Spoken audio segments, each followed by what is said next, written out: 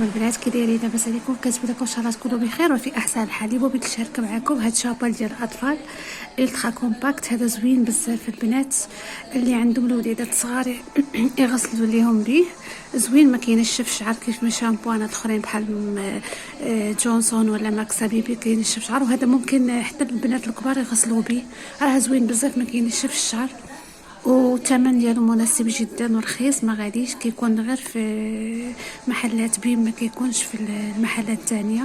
هذا منتوج تركي، خديته من بيم وخديته بثمن رخيص جدا، يعني ما غاديش، داير لي غير 15 درهم، وفيه 500 ميلي، يعني 500 ملي راه غيدي مده طويله. اللي عندهم الوليدات صغار راه زوين بزاف وما كاينش في الشعر، وممكن تغسلوا به حتى نتوما الكبار. راه زوين وعجبني وحبيت نشاركه معكم باش تعم الفائده على الجميع ان شاء الله. الاسم ديالو الترا كومباكت، راه زوين بزاف، ما غتندموش عليه ان شاء الله. عجبني بزاف وغسلت به مره وجوج وثلاثه ولقيته زوين وما كينشفش ليا الشعر كما شامبوانات ديال الاطفال اللي راكم عارفينهم. كنتمنى هذا الفيديو ينال الاعجاب ديالكم وتجربوه حتى نتوما ان شاء الله. راه زوين، بيبي شامبو غزال البنات، منتوج تركي كما قلت لكم.